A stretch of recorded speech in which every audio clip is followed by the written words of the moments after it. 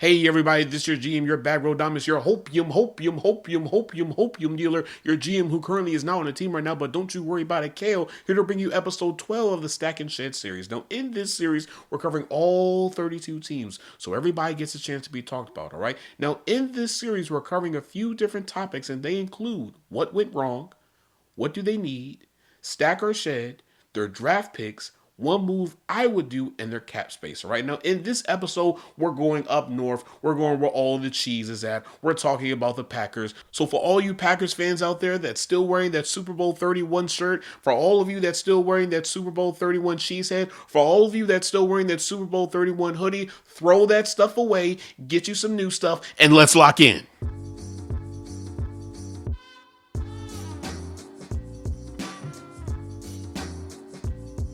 All right, let's get into it. So, what went wrong in the Packers season? And I will venture to say it was more lows than highs. Going into last season, I believe the Packers were one of the best teams in the NFC, and I believe they were a playoff team. But I also realized that they were just missing one pivotal piece to really take this team to the next level. And that missing piece was Micah Parsons. Now, in no way was I expecting this team to have the perfect season like how the Dolphins did back in the day, but I was expecting this team to be a little bit more dominant. When we look at some of the losses they had this past season, it's a little bit of a head scratcher. You lost to the Browns 13-10.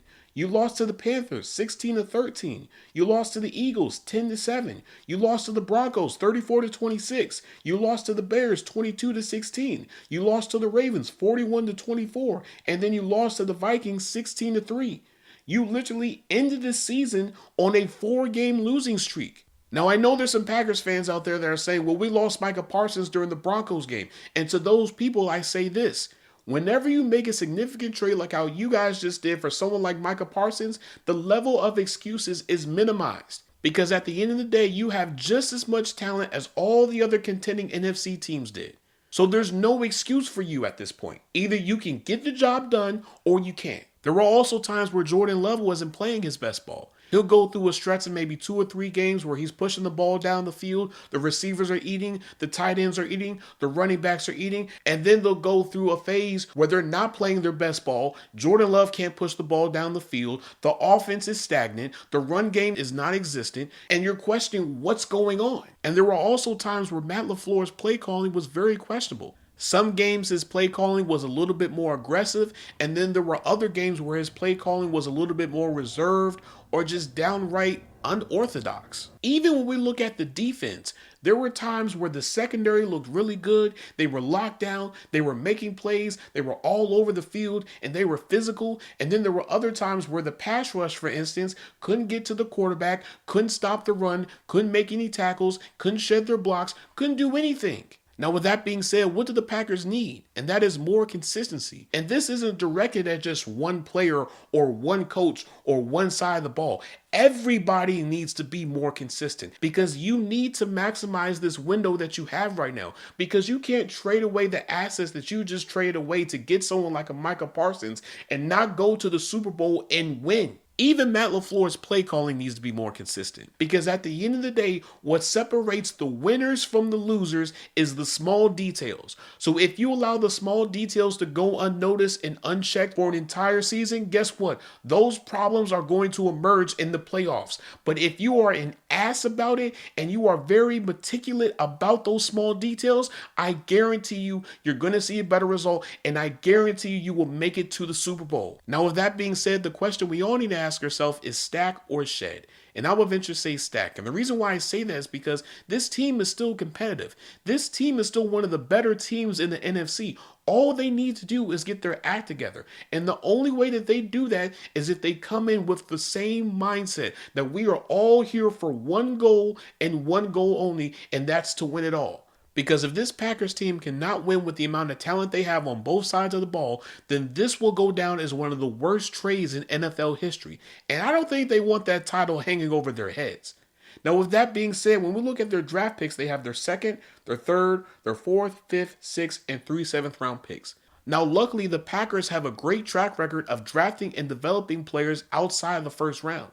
So I think the Packers are content to where they are right now, and I truly believe they're not going to do anything crazy on draft day to try to get into the first round. Now, with that being said, the one move that I would do if I was the GM for the Packers is draft a defensive player. By losing Quay Walker, Rashawn Gary, and Kenny Clark, the Packers need to find a way to refill those positions with young, cheap, and productive talent. Now, luckily, this is a defensive draft class, so I believe they'll be able to accomplish that. Now, the question is this: what defensive position are you going to address first? Are you going to go after a defensive tackle? Are you going to go after a pass rusher? Because personally, I'm attacking the defensive line first. If you can get someone like a Dante Corleone, if you can get someone like a Daryl Jackson, if you can get someone like a Lee Hunter, I think that's a really good start. Because at the end of the day, you want a defensive line that is just as productive with or without Micah Parsons. Now, I know there's some Packers fans that disagree with my stance, but let me just explain it to you. What we're starting to see now is that offenses are starting to operate in 12 and 13 personnel, double tight end formations. And the only way that you can mitigate that is if you have a ferocious defensive line who is able to get through the chip blocks, create pressure on the quarterback, stop the run, and do everything else that a highly productive defensive line is supposed to do. Looking at their cap situation, they have $23.1 million. And I don't expect for them to do anything with that anytime soon. A majority of that is going to go to the draft picks, and then the rest of it is probably going to go to that second and third wave of free agents that they're going to sign. Now, I remember last year the Packers had interest in trying to trade for David Njoku, but were unable to do so. Now that he's a free agent, do you try to sign him? Do you try to go after an offensive lineman? Do you try to go after another corner? Do you go after a veteran defensive lineman? Because you have a lot of options. You can get someone like a Cam Jordan. You can get someone like a Yetur Gross-Matos. You can get someone like a Bobby Wagner. You can get someone like a Joey Bosa, for instance. You have a plethora of different options, and I guarantee you, not all of these options are going to be super expensive. At best, you're probably going to give one of these veterans a 1-year deal that's probably between $5 to $12 million. That's not bad at all. But only time will tell. But I'm going to end this episode here. If you guys like what you were listening, please make sure you guys leave a 5-star